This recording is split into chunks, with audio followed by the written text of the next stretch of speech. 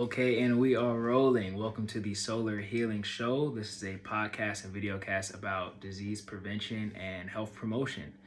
And so I want to usually start off with a disclaimer before every video that I am a holistic health practitioner, not a doctor. So anything that we discuss in this podcast does not constitute as medical prescriptions. So keep in mind that I'm not promoting a single dogmatic way to adhere to a health, and that everyone's health and definition is different. And so that is what I want to basically go in today about, is defining what is health. Health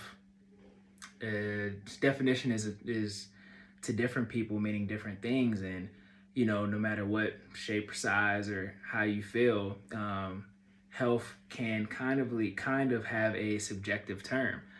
Some people could just say that they're not sick and that they're healthy at the moment, but not really understanding, or not really, really just understanding like what health would mean. So I would say that health isn't really the absence of disease. Health is not, well, disease is kind of the diminished, or kind of like the less expression of health. And I would say that health is kind of like absolute or divine knowledge. So I would understand it as like being in this God body. That perfect health would mean that your tissues, your organs, the way you process waste, the way you get rid of waste effectively, the way your nervous system is able to regulate itself between the parasympathetic and sympathetic nervous system, and the way your heart health is functioning as well, the way your fluids are functioning, the way your constant rate of flow. I believe that anything that is like stagnant within the body is disease and not healthy. And so, we literally can kind of say that, or some people who don't have the definition or proper like guidance towards health, like I said, they would think that just because they're not sick at the moment, that they're healthy. But little do they know that there are certain metabolic processes that are within the body that definitely can be stagnated, and that can manifest into the physical. And sometimes it takes a long time. In one of the other shows that we'll have the 6 stages of accumulation of disease, or 6 stages of disease, and one of them is, or in the last stages, is manifestation. But they happen so much within the body that you wouldn't even know until they come into physical manifest. And then when they do, they usually manifest in different types of organs or bodies, because the body is a holistic, the body is a unified, interconnected system that runs together, all to complete one function, and that is to work in the way that nature has provided it to be. So I would say that health is basically a state that allows the individual to cope with all the demands of life, because life is meant to throw different stressors. Literally anything that is outside of health is like stress naturally to the body. And when you think about it like that, you think about it like, how well is my body or my nervous system able to manage different stressors that come in and out of life? How well is my body being able to process or digest this food that I just had an hour ago, or maybe even 2 days ago? Because some of that stuff, if it's not, it gets stagnant and then it sits. So I have the definition that the WHO, or the World Health Organization, would define as health, and that would be a state of complete physical, mental, and social well-being, and not merely the absence of disease. So I believe that they really got that definition right. And I just believe that health is a dynamic balance of spiritual influences, behavioral influences, physical, mental influences. So it's not just one thing. You understand what I'm saying? It's not just I could run really well or run for a long time and think that I'm healthy. Those are definitely good signs, or a good way. Physical health is definitely important and not to be undermined, but it's a whole total interconnected system, and it's super important. I remember when I was playing football, I was about 200, got close to about 245 pounds, and we're doing 2-a-days, sometimes even 3-a-day workouts. And I'm thinking, just because I'm working out so much, just because I'm sweating so much, that just meant I was healthy.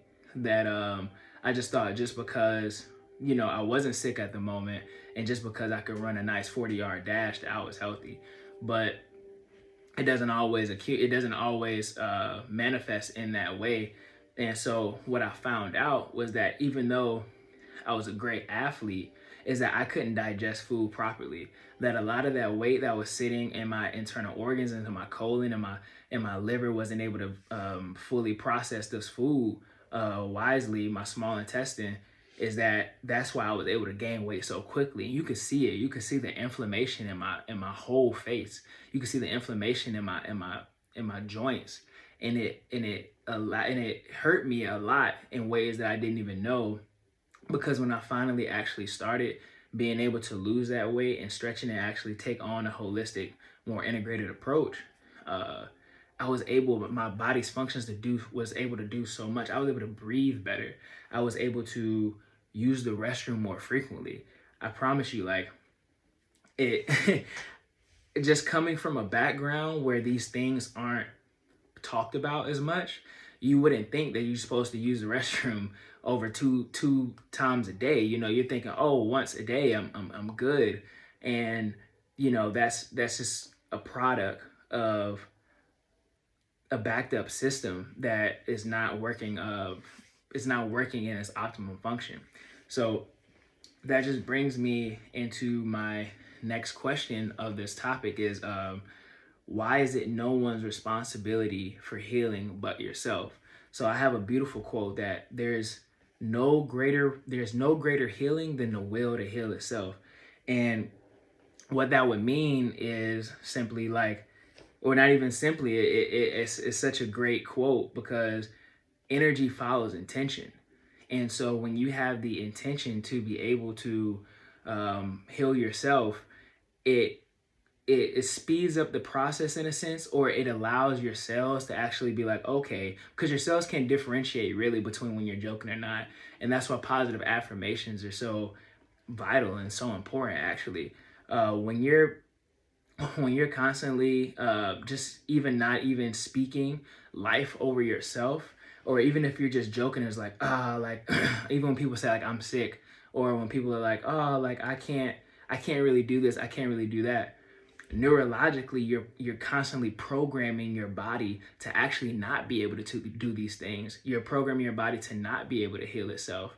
And I am writing a book now on conscious epigenetic healing. So epigenetic healing, I feel like, is a combination of nature and nurture. It's being able to use our God body, our natural self-healing ability, which with epigenetic healing, you're able to basically heal your cells by your lifestyle choices and your decisions.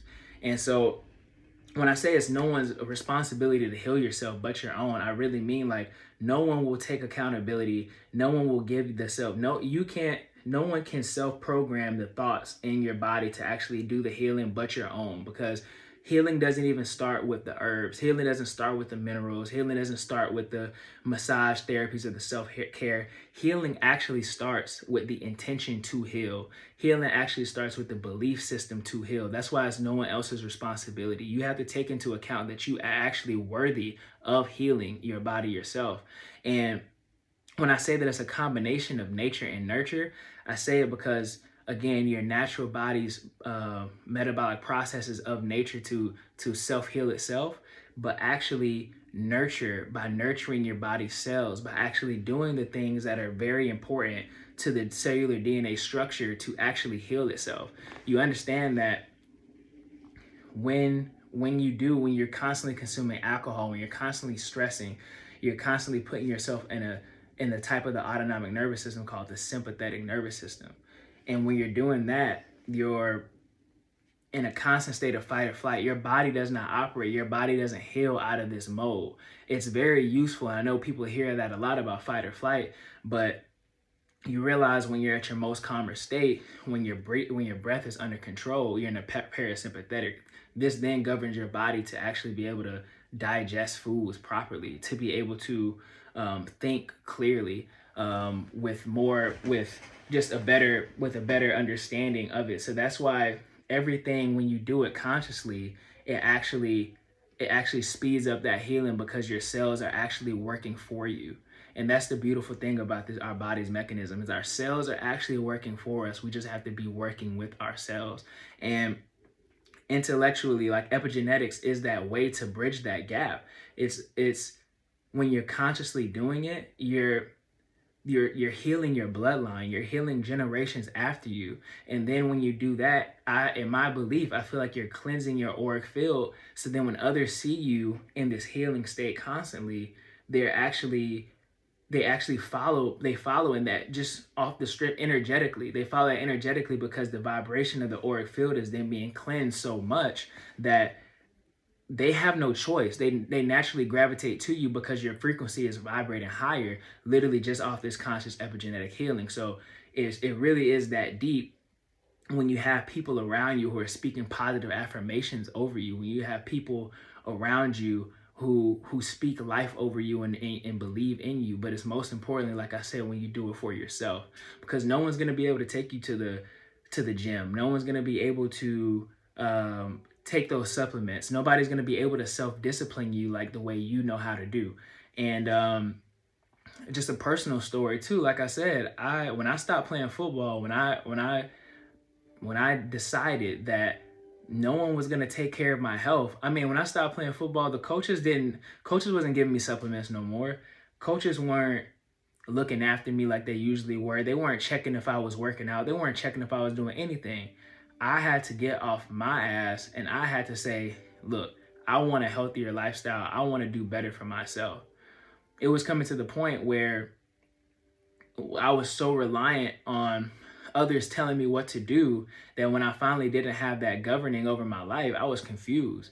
You know what I mean? I didn't know I didn't really know even what to eat. I had to self-study. I had to do all these things by myself. And I feel like that's why it's so important, because, and it's so good to have your tribe around you, people who are like-minded individuals to actually help excel you. And if you're the smartest, if you're the whatever in your room, you need to change your environment. Because when you're able to be around people who are able to, like-minded individuals who are able to excel you, this doesn't just do something for you in the physical. It does something for you neurologically and internally and spiritually as well. And it all follows behind each other. And that's why it's the importance of holistic medicine. And that's exactly why I started this show, to be able to show others that you can do it. I was eating Wendy's 4 for 4. I tell this story all the time. I was eating Oreos every single night. I didn't know about even other cultures' foods that was able to actually promote healing, like lentils. I didn't find out about lentils until I was in my early 20s. You know what I mean? Like, I just had no idea of these things. So that's why it's just so important to do the self-study, to be able to believe that you are worthy of healing yourself, and that it doesn't run in your bloodline. You have the ability to stop that with just a thought, and those thoughts follow actions. So you pull that energy from the Most High, and that is what governs things to manifest within in the physical. Your healing is solely based on your intention behind your healing. And so on a natural everyday basis, we set intention behind all of our actions. We set the intention whether we want to go to the club or we want to stay in at night and read. We set the intention whether we want to go drink alcohol or go have a cold pressed juice. We set the intention whether we want to go meet up with this sneaky link or actually stay by ourselves, and because we know that it doesn't serve us well. And I feel like when you pay attention to the smaller details, it builds up into the bigger picture of life. When you start making these subtle decisions to actually heal yourself, and when I say that, I mean making the subtle decisions to, like, I'm gonna go for a walk today instead of driving to this place, to this place. I'm gonna start by let's say reading 15 minutes a day instead of getting on Netflix. I'm gonna actually stretch instead of doing whatever you could be doing besides it, just sitting on your couch. and it's just important. It's important that you make that decision, and that's why it's no one else's responsibility. So that concludes today's episode. Thank you all for tuning in. Whoever it is, please subscribe to the link in YouTube. And our next topic will be posted shortly on my Instagram. So please follow the Instagram, thesolar.alchemist, SOULAR.alchemist. And if you ever feel inclined or want to participate, this is for a platform for all healers, anyone who is into integrative medicine, functional medicine, holistic medicine, anyone who has a voice, who you have the voice and you have to share your story, your healing. This show is for you to be able to inspire others who also want to get on the journey, who have no idea where to start. And it's just important that we know as a people, as a community, that we have a voice, and it all starts, like I said, with that intention, because the energy follows behind it. So I am the Solar Alchemist. Thank you for tuning in, and y'all have a great day. Peace.